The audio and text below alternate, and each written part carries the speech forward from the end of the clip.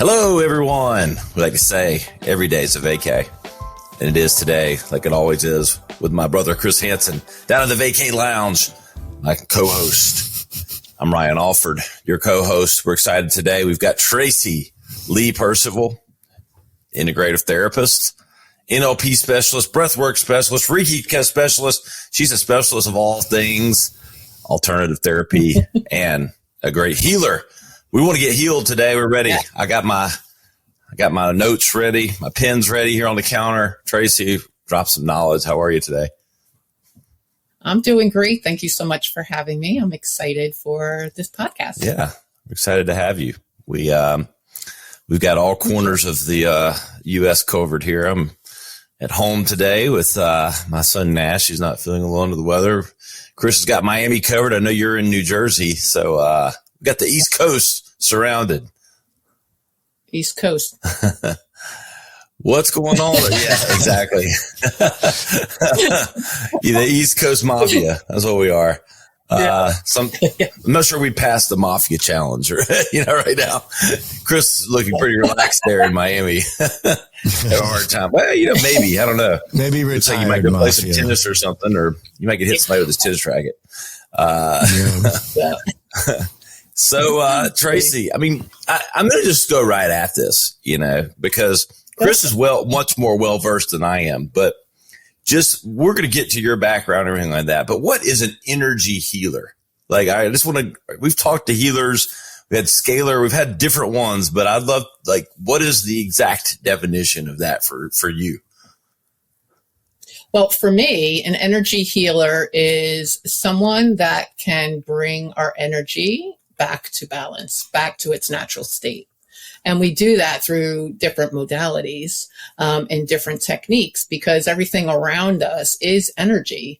The only problem is that it doesn't all keep us in balance. A lot of energy that is not only in our exterior world, but our inner energy, which is what I work on healing, that energy, once it becomes out of balance, once it can create disease and illnesses, stress, depression, all the things within of our body that does not serve our highest and good. So what I do as an energy healer is to bring everything back to balance so that our body can work more functionally the way it's supposed to, and we can live a happier, more fulfilled life.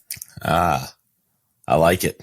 We've had a few people on, and I started to get lost in the sauce, but that made a lot of sense to me.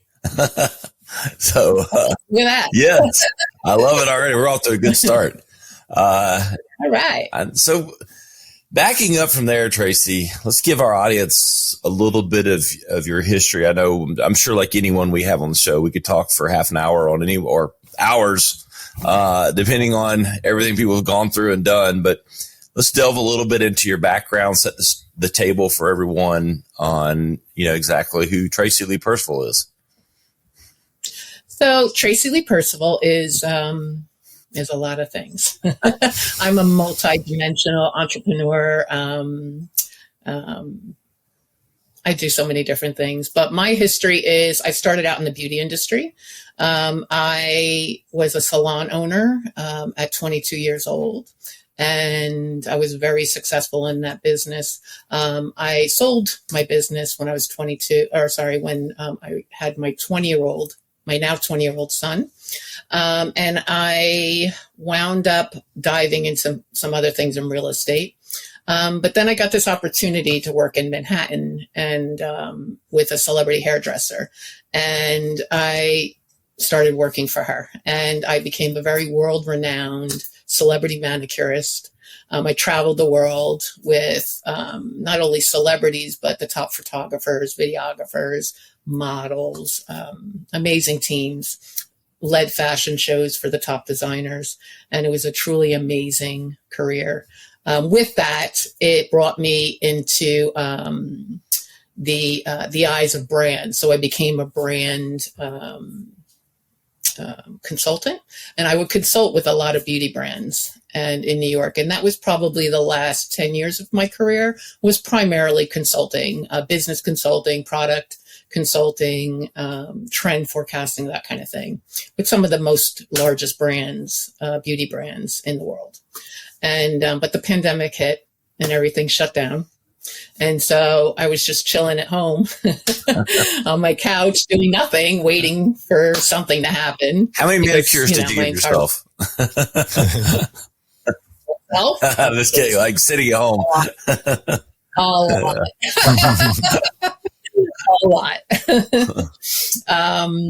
So anyway, an old friend of mine got this position as CEO of an entertainment company. And he originally brought me in for brand partnerships because that's something that I did a lot of in the beauty industry. And he was looking to build this startup. And after about 2 weeks, he asked me to be his chief operating officer. And so, of course, I jumped on it because I wasn't doing anything at the time. And I found it really interesting. And I knew building business was something that was easy for me. Just because I had been doing it for so long. And so I jumped at it and it was great. And I did that for about 2.5 years until it wasn't so great. And I resigned last year and decided to dive heavy into not only business coaching, but the energy healing practices that I now do today. Wow. That's awesome. Hey, a lot to unpack there. I mean, I could go, I run the number one marketing podcast in the US. So my ears lit up a bit on the branding side, especially in the beauty side. I did a little bit with L'Oreal back in the day.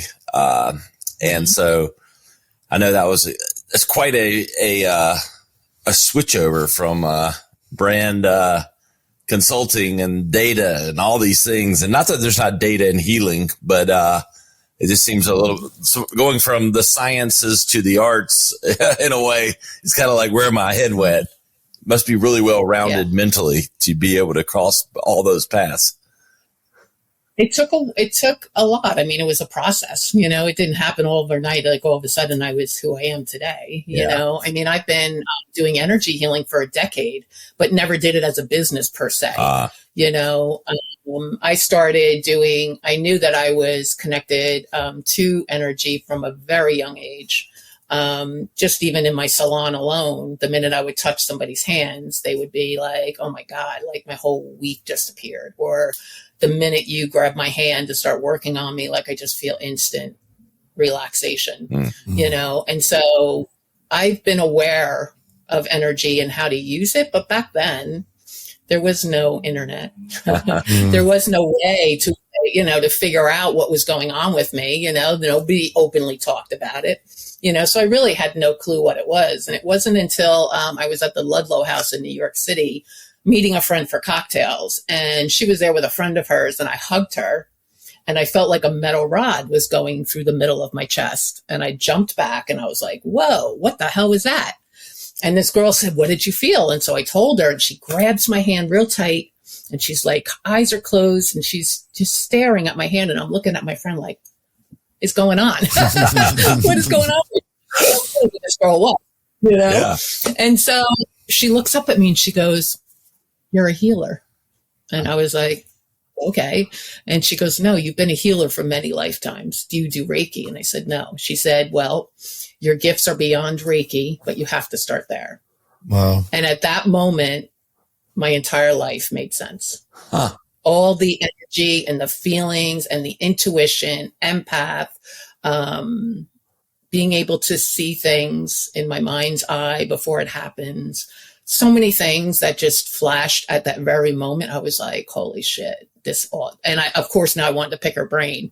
Like, who are you? And she was a shaman. And the reason why I felt like a metal rod was our heart. She says it was our heart chakras bouncing off of each other. Wow. And why I felt that. I'd never felt anything like that in my life at that time. And I've never felt anything since then. But that just, to me, proved how powerful energy really is.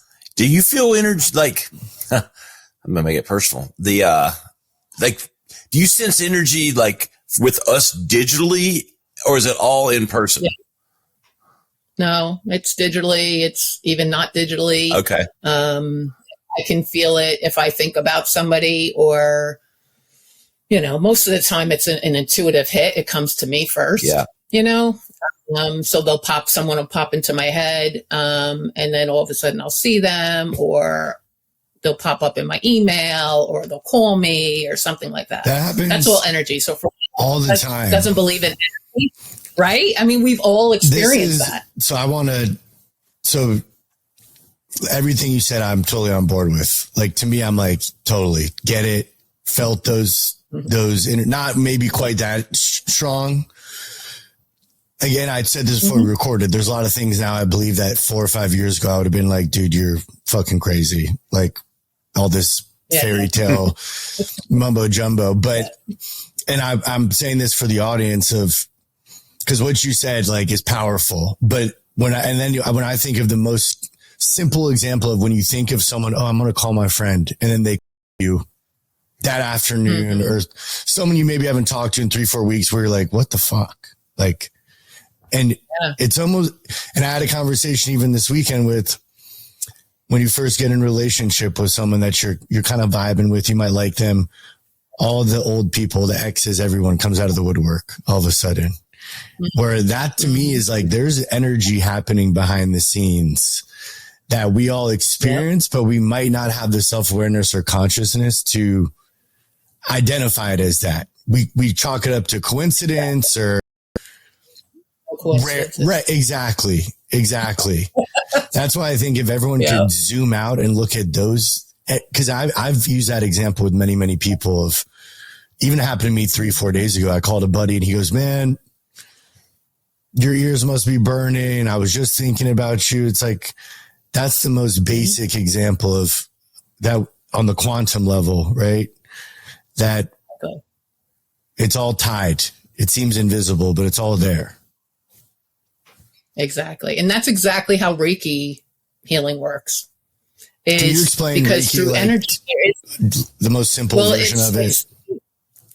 The most simple version of Reiki is channeling life force energy. So everything around us is life force energy. It's what flows through the meridians of our body. So we have meridians through our body. So picture blood vessels, for an example. Our blood flows through the blood vessels to keep us alive. The meridians carry energy through our body. And it's through our chakra system. It's through, if you look at a picture of the meridian system within our body, it's pretty amazing. I think I've seen this in like acupuncture or Chinese medicine. Is that common? Exactly. Okay. Exactly. Yeah, through the meridian system. And everything that I work through flows through the meridian system as well. But Reiki is basically channeling this life force energy and then transferring that to a recipient. But Reiki energy it knows no space or time, because just like you can think of somebody and you're calling them, that's an energy connection that you have with that very person. And so Reiki works in the same exact way. That person could have been in Dubai and still felt that same pull to call you or to talk about you, or vice versa, whatever that is. Reiki works in the same exact way. So when I am doing like long distance healing sessions, I actually visualize. If I don't know the person, I like to do a Zoom, a face-to-face. So at least I can get a visualization of what they look like, what their space looks like. But it's basically a visualization, and I picture myself. I say their name, where they are, what location they are. And that is how I connect with them through time and space. That is just like badass. It is badass. I'm like, you're going. Yeah. I try to wrap my head around these things, and it's sometimes better that I don't. But I still try to. I'm very curious. Like, it gets me in this space of, we have free will as humans, right? And there are guiding powers in certain things that I think no matter who you are, you believe in something. If you believe in nothing, that means you believe in something, right? But it gets me wondering, like, if there are people that are guiding energy and pushing things onto you, around you, or things outside of your control, so to speak, are we truly living with free will? Like, because are we fighting off? If I'm sitting here thinking about someone that I was going to call, and I'm in we were joking a little bit before the show, like this manifestation thing, but like, am I impacting someone else's free will by the powers of those things? I don't think so, because they have the option. Just because they might be like, wow, I'm thinking about Ryan today, they have the option of whether or not to reach out to you. Yeah. It's a great question. I mean, you mean the free will of receiving the thought? Yeah. It's less that I know that no one can take that away from someone, as much as, is it, That's interesting. is it as directed or is it as undirected as we like to convince ourselves? Or is there a narrator at play? Yeah. I'm getting deep here, but that's just where you guys were just talking. It got me thinking down that path. Because I had people say like, "Oh, I manifested you into my life," kind of like that, where it's like, "Well, did I meet this person on my own accord, or did this person energetically draw me in, connect to you?" Right? Mm-hmm. Yeah, exactly. Well, there's a theory of that we're all one as well. This is true. Is very true. I was reading about that this morning, actually. So, that could be part of this conversation, if we are all as one as spiritual beings. Yeah. Living our own experiences that we can control. When I hear the words integrative therapist, maybe for me, maybe for others, certain things come to mind, but let's get in the nitty gritty, Tracy, of like, what that means and what do you do in therapy with people utilizing all these gifts? So an integrative therapist is basically someone that uses integrative healing modalities as a career. And so I don't know how many modalities there are in the wellness community. But for me, everything that I do is related to energy. So that is Reiki healing, sound healing. I do sound baths. I work with tuning forks. I also do breath work, transformational breath work. If you've never tried that, it's very powerful. EFT tapping, aromatherapy, crystal therapy. And within those, I also include neurolinguistic programming, hypnotherapy, mindfulness in meditation, which is, pretty powerful. Because what I found is when I left that C-suite career, and I knew I wanted to be a business coach. It's something I was consulting before for brands and companies. I was like, I just want to work on the individuals. So I was like, I knew I wanted to be a business coach. How do you start a business, grow it, whatever? But I was also drawn to these healing modalities. And I couldn't quite figure out how to make the two work, right? Until I started diving more into the modalities, and I realized that everything that I am doing and facilitating and hosting releases negative and stagnant emotions, releases trauma from the body, releases, and then when you pair all of that, because all of these things put you into a trance-like meditative state. So when you're in that trance-like meditative state, your subconscious mind is very permeable to suggestion. And that is when the neurolinguistic programming and the hypnotherapy and the meditations come in, because once we remove trauma, stagnant negative emotions, and anything that does not serve our highest good from the body, then we're able to go in and reprogram that subconscious mind to where you're letting all the shit go that's holding you back. And that's where I figured out, this is how I'm going to incorporate this with my business coaching clients. And because it just makes success at hyper speed, because they're able to release everything that's holding them back from, creating that business, expanding that business, whatever it is, they're releasing all that. And now I'm coaching, once we release it, now I'm coaching them. All right, here's the strategy to do it, to get there. And so it's, for me now, I find it's like the perfect balance, because I have business coaching, I have the healing modalities, I work on them together, but also separately, two separate businesses. That's awesome. That's fascinating. I know you work with, you've worked with high profile celebrities. You work with athletes, like you mentioned, with your son being a college athlete. Right. What are maybe some common themes? I know every person's different. I'm sure what comes out of someone or what's holding them back could be different by individual, but are there common themes or common things that you see a lot of the people struggle with that you end up helping with? Yeah. Self-worth. Self-worth. Their self-concept, what they believe about themselves.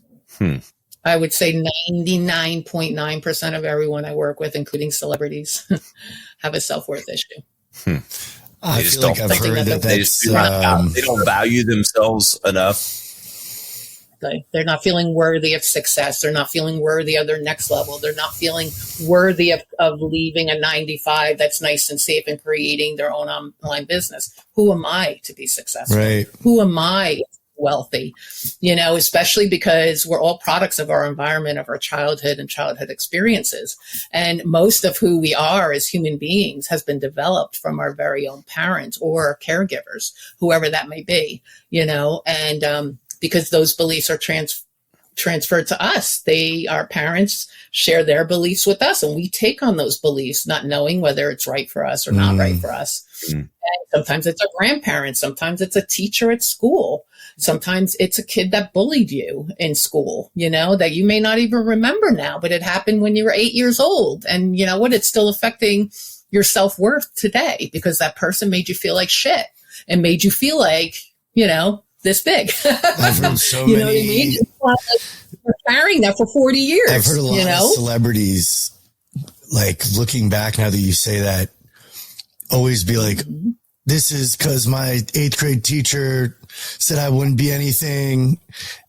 Exactly. And it's wild to think because I heard another Alex Hormozy talking about traits in successful people. And one of them, I think, was low self-worth, where you feel like you have to overcompensate on the external to validate, exactly, these old belief patterns we've had as children or whatever.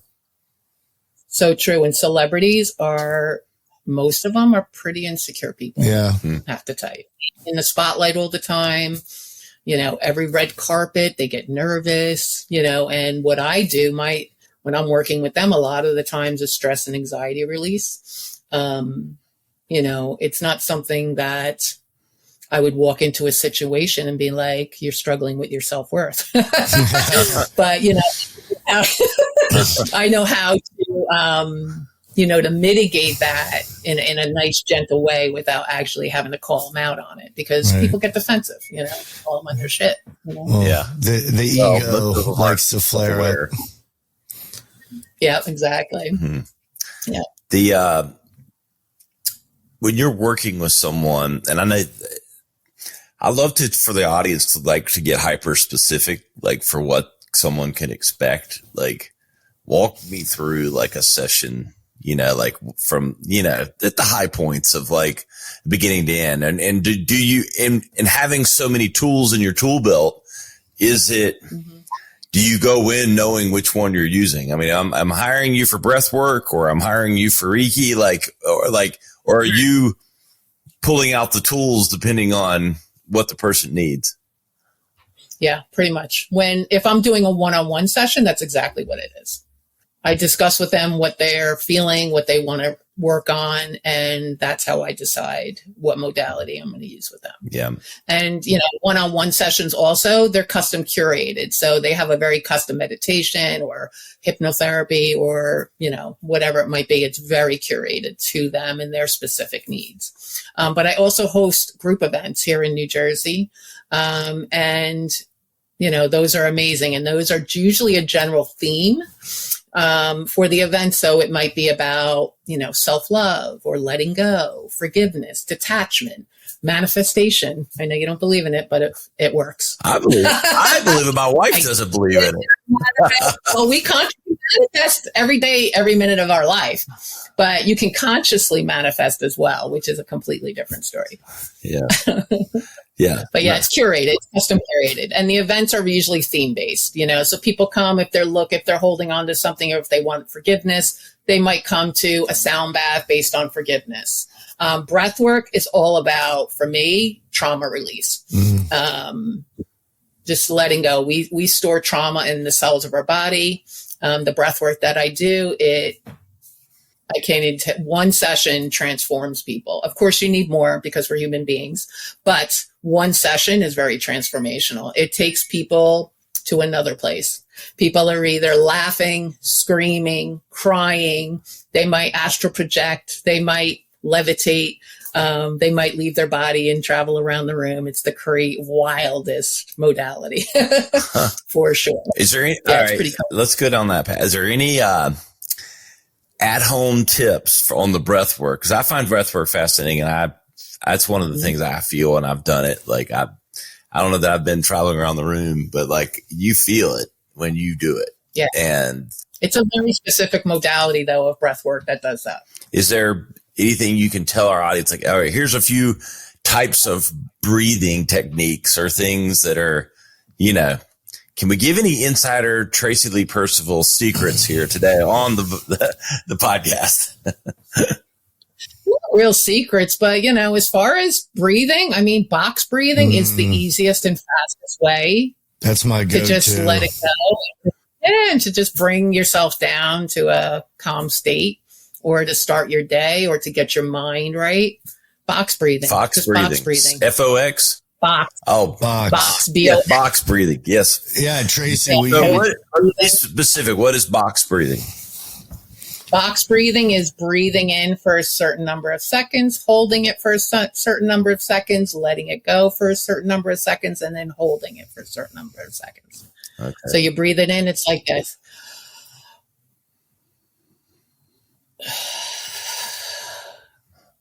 Then you do it again, and you do like cycles of like I do like 20, 5 30. seconds in, I'll hold for like 7. Yeah, you could do that. I don't know like the right counts, but it really isn't. It definitely it really isn't. I mean, I do that in the sauna mostly, and it definitely. I can definitely tell, Chris, when you've held it in longer than you should have, you didn't let it out. Right, you get a little spacey. You know it, dude. I get a little lightheaded. That has happened to me too, where I kind of have to brace myself against the wall sometimes. I'll even take a knee personally, but that's where I have to just trust. I'm being held. Nothing bad's gonna happen. No, I have done one intense breathwork session, like with a group.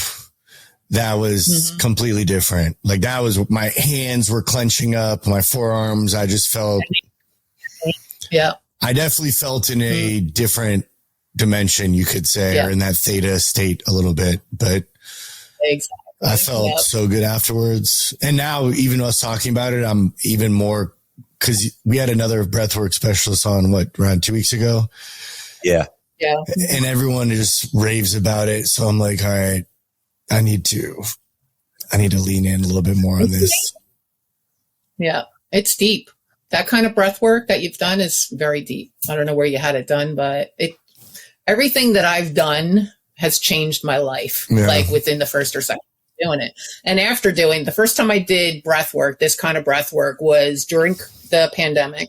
And my friend had learned this modality and she was training. So I was like, I'll do it. So we did it. I was like, holy, what was that? I couldn't believe it, what I experienced. And I had been, doing all kinds of stuff prior to that, but never experienced that before.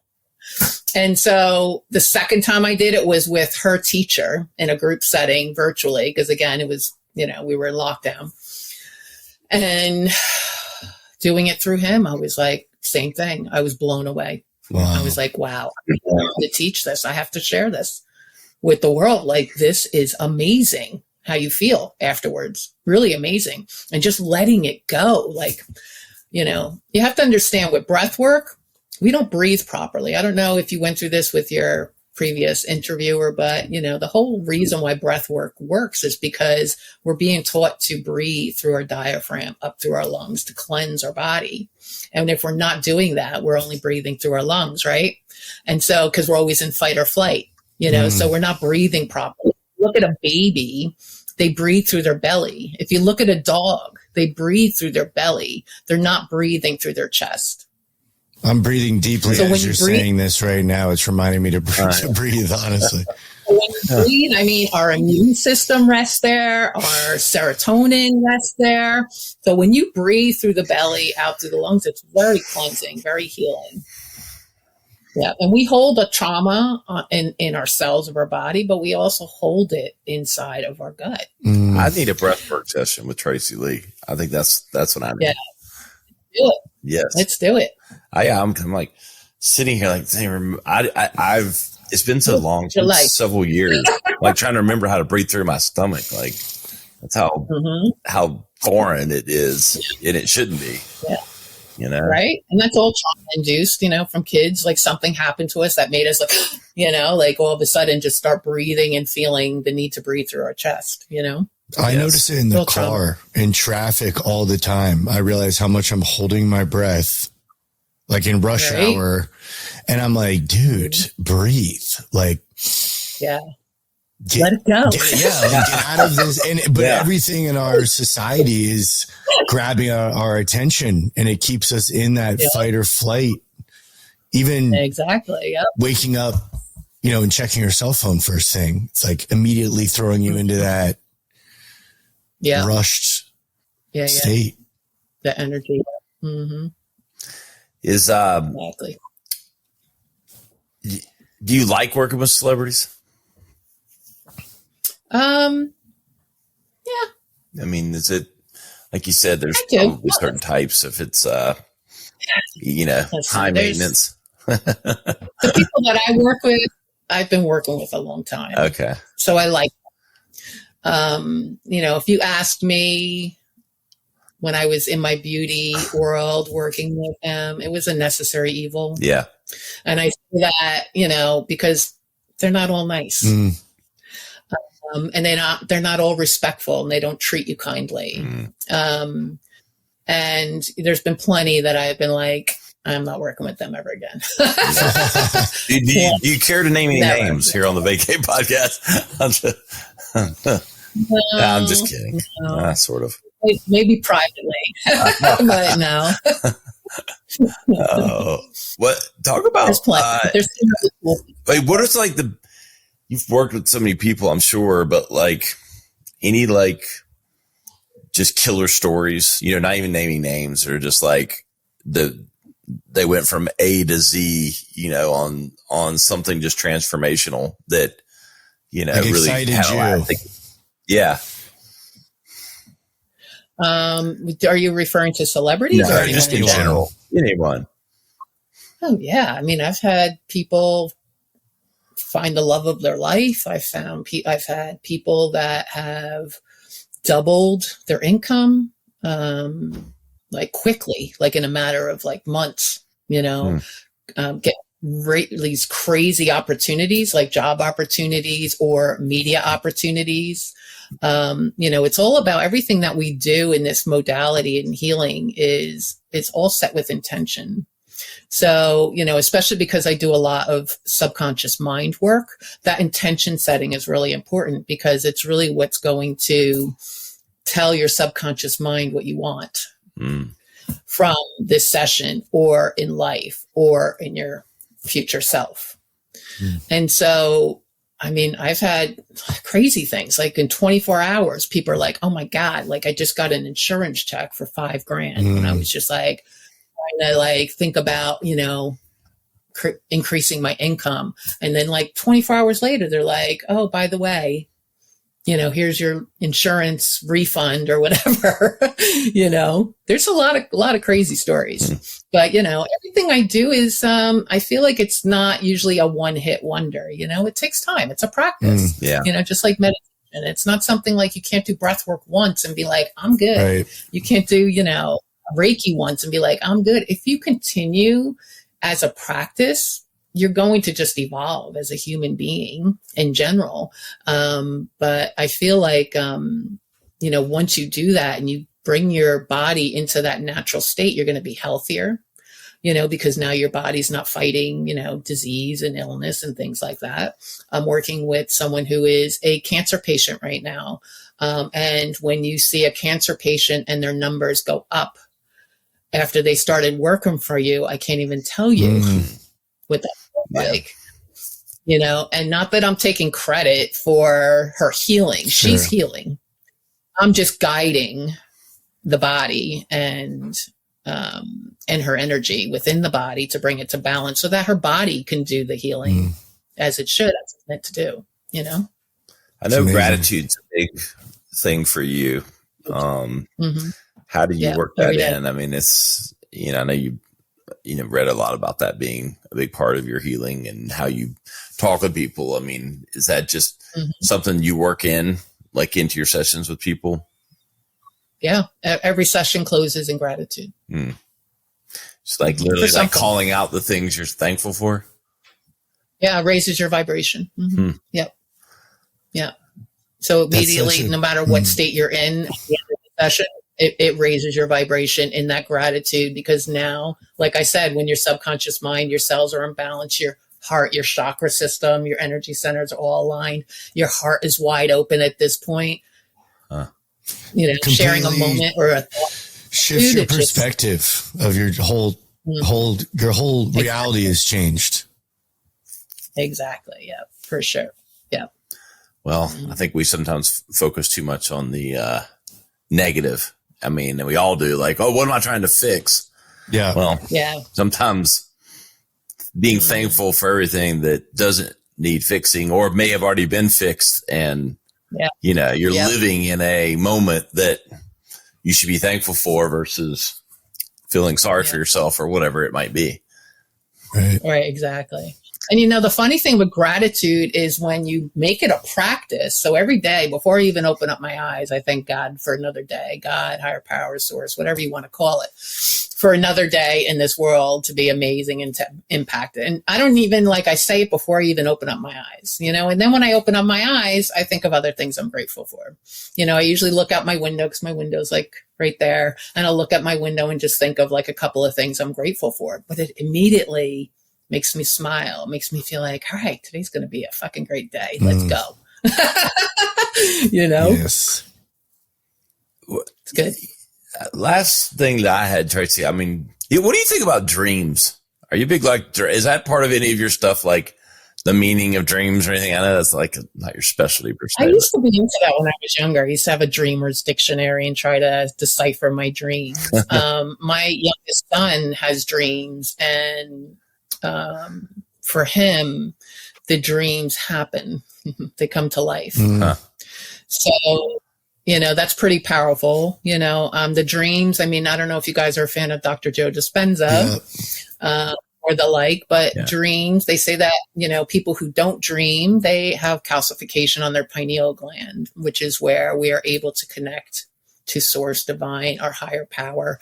And if you remember your dreams, people claim that we have out-of-body experiences and that our dreams are basically our subconscious mind, our connection to the higher power at work.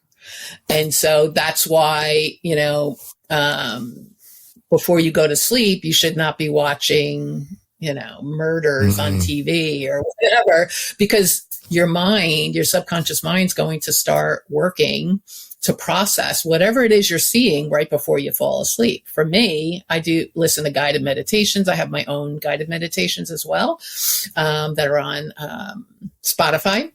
But guided meditations before sleep, I can't even tell you how transformational that is. I don't know if you guys have ever done it, but it's really amazing. I've started really dabbling in it the last couple months, actually, and I like it, definitely. Yeah. I definitely watched like a violent TV show last night, and I had some very bad dreams. Like, I remember like probably 3/4 of my dreams. Like, I'm a very vivid dreamer, and I'm pretty sure I dreamed I died last night, like the first dream of the night, and it was very real. Oh wow! But like literally, but I was watching like unintentionally a very violent program before bed, and it didn't keep me from going to sleep. But like my first dream of the night, like it was Dunzoville. It wasn't great. Yeah. Well, the subconscious mind is pretty powerful. I mean, it's really our indentured servant. You know, some people in this field say is that it, you know, whatever, you know, it it wants to do what we want it to do. But our past programming from our childhood and past experiences dictate our reality, dictate what our subconscious mind is doing for us every single day. So when we can help to reprogram that, if you listen to guided meditations on something that was positive or something that you wanted to call into your life, instead of a scary movie, Ryan, you might have a completely different experience, during sleep or even the next day or the next week. Yeah. Yeah. Because now your subconscious mind is thinking about whatever you look at 5 minutes before sleep is what your subconscious mind is trying to figure out. Like, all right, how do I make this happen? What was that? And it starts to work for you. I'm going to watch Willy Wonka tonight before I go to sleep and try to drink a little experiment. Like chocolate fountains and like I want to drink about like candy I can eat off of trees. That purple girl, that's pretty traumatic. I don't know. No, I'm going to watch just the part where they go into the land that's where you can eat all the candy on the trees, like the good part. Oh. All right. That's good. And that sounds good. Calm me down. Who knows? Tracy, if someone wants to work with you, keep up with everything you're doing, get a hold of you and all those sorts of things? They can email me. Okay. Tracy Lee at luxbytracylee.com. Perfect. That's the best way to get in contact with me. There you have it. We'll put that in the show notes. And it's been really enlightening and really appreciate your insights and energy, literally. Very positive. Yes. So good. Hey guys, you want to find us, thevacaypodcast.com, VAYCAY. You can search for today's guest, Tracy Lee Percival. You'll find the full episode and highlight clips and show notes that will have her email address and how to get in touch with Tracy Lee. For Chris Hansen in Miami, I'm Ryan Alford from Greenville, South Carolina. We'll see you next time on the Vacay Podcast.